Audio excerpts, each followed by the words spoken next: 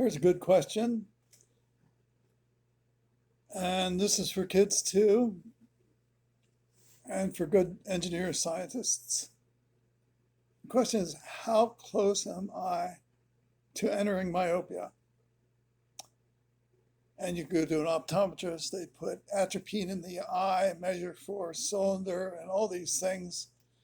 It really has very little to do with actual measurements.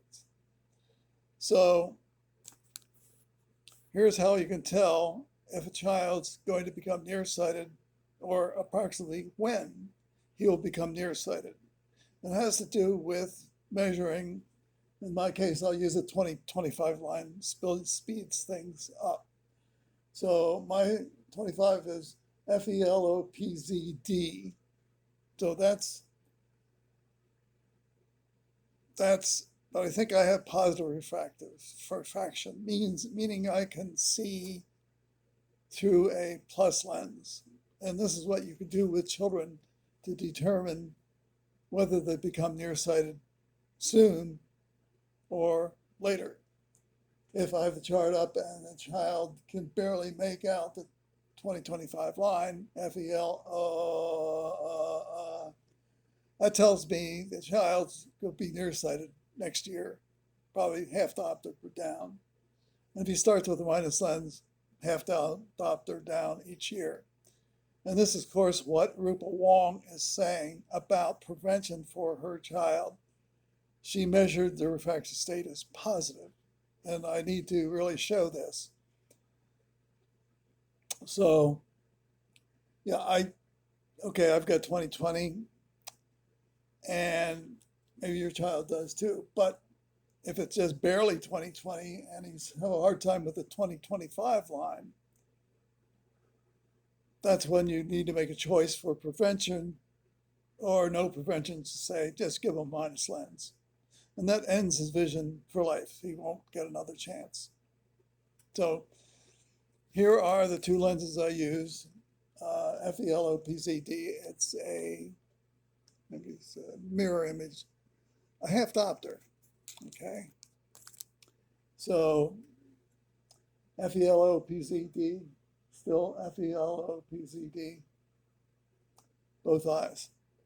So I have a refractive state of plus a half diopter, conservative. Here is a +1, okay, diopter, spherical. Now, FELOPZD. The right eye not as great. FELO, no. So there's a difference between my two eyes. A half diopter difference is totally normal. In nature, a half diopter difference for the primates is normal. We should not panic because there's a slight difference between the two eyes. After all, they have a power of 60 diopters, and you can't expect them to be that accurate. So this tells me that it will be years before my refraction again becomes negative. And I certainly would recommend this review by parents for a child to determine when they're going to become myopic, when they're going to cross the line to 20/25, 20/30, because you can prevent entry, and you can build up positive refraction, so-called hyperopic reserve. I hate those terms, but because they're false. Positive refractive state for the normal eye. But that's the language of box camera. They think all eyes are defective. But that is how you determine whether a child is going to enter myopic. Well, perhaps they all will, but certainly if they're down to 0 diopters, then a year later they'll be down by half diopter, maybe 1 diopter. The standard for the completely normal eye is about 1 diopter per year. Half, once they're down to 20/50. So if you don't like prevention, you should at least know enough about it to understand a measurement that's going to tell you when your child's going to enter myopia. Rupa Wrong doesn't really do it that way. She just checks her child for positive refraction. I think it's better if you do it yourself. Now, learning to do something like this will take a little skill. I think you have to design control systems to understand why the eye is like this. It always was. Science has designed it this way. Evolution designed it this way. True for the Eskimos.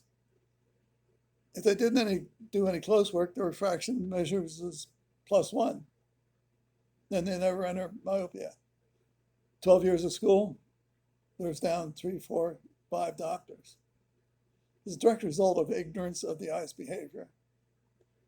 Now, I've spent a lot of time with the accommodation system as a control system because the only source of information for all eyes at birth is the accommodation system. They don't work in any other way than that way, except for optometrists who think all eyes are bad box cameras. It's easy to tell a person that story. It's your bad box camera eyes that has bad refraction. Unfortunately, it's a complete myth. It's an invention. Make it easy to deal with ignorant people in an office who only understand. Make it sharp, then make it quick. I think science and engineering have got to be better than that. But let me give great tribute to Rupa Wong for perhaps not understanding the idea of the eye as a control system. Does things right for our kids while you want to do things wrong for your kids, and they'll suffer for it. Guaranteed they'll suffer. So add your own commentary. I think only prevention is possible, but knowing when it's going to happen and why it's going to happen could protect your own children. But nobody in medicine will talk to you. And add your own commentary. Thank you.